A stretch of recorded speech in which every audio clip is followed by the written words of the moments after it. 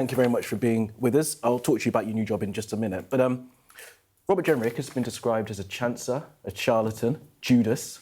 What word would you use? I wouldn't use any of those words, and to be honest, I'm not very interested in talking about him today. But what we learned yesterday, I think, was the clear contrast between Kemi's leadership and the leadership of other political parties. You just used the word shenanigans. The country is absolutely sick of the backbiting, the backstabbing, and frankly, the lack of seriousness with which lots of politicians have taken the very serious and significant challenges that the country faces. That happened towards the back end of the last Conservative government. It's happening pretty much every day with this government, with the U-turns and the speculation about the future leadership of the Labour Party. It happens in reform. And what Kemi did yesterday was draw a line under it all. And when she was presented with irrefutable information, she acted very decisively. And I think she showed the country the kind of leader she is. I'm glad you acknowledged that it happened towards the Conservative government. It was a disaster, the number of prime ministers that you guys went through towards the end of that administration. You say that Kemi Badenoch has shown strength. I mean, once she found those documents, did she have any choice as to how to act?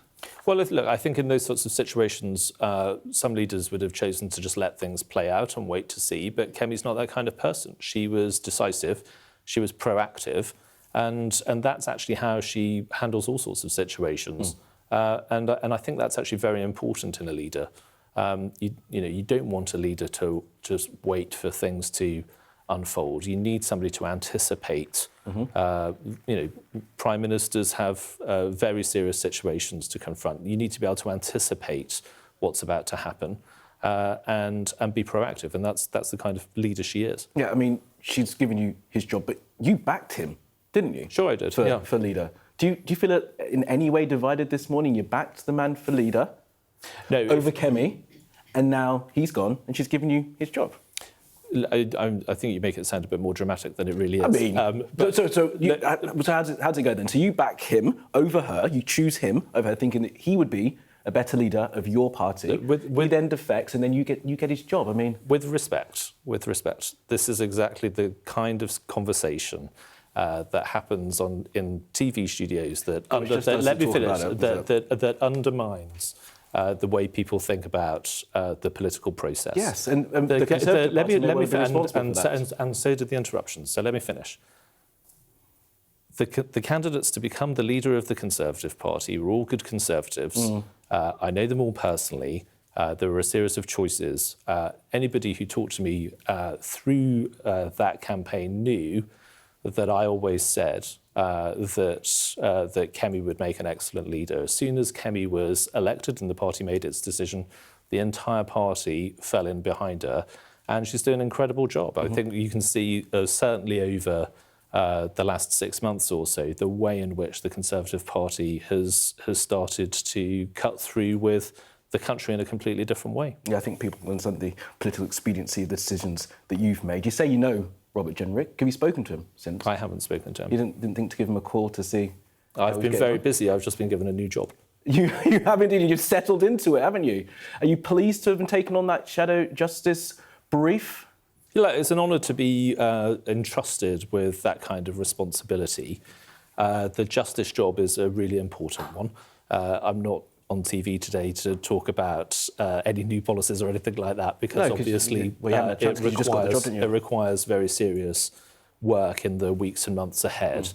But if you look at the responsibilities of the Ministry of Justice, things like human rights laws getting in the way of our ability to tackle illegal immigration, issues with the courts and with the prison estate, and the need to be able to punish offenders properly. These are really important responsibilities, and will require really serious work, which is what we will do. Again, fixing some of the mess that was there from before. Now, in his speech, he attacked some of your colleagues by name. I mean, is that the sort of the behaviour that you think of a responsible individual, someone that can be trusted? He attacked Priti Patel and Mel Stride specifically on immigration and welfare, two real hot topics that the Labour Party are attacking you guys on as well. Well, if you take an example, if you look at what Mel has announced as the Shadow Chancellor, in terms of the plans he has to reduce public spending and in particular reduce welfare spending, you can see that Mel is responsible for a very clear and credible plan to do the things that are necessary for the future of the economy. I'm not going to get into name calling or respond like with. You're going to rise above it all, because that's not how I think politics should be played. Well, some seriousness is important, Mr. Timothy, and we hope that this is now a sign of some seriousness going forward. Thank you.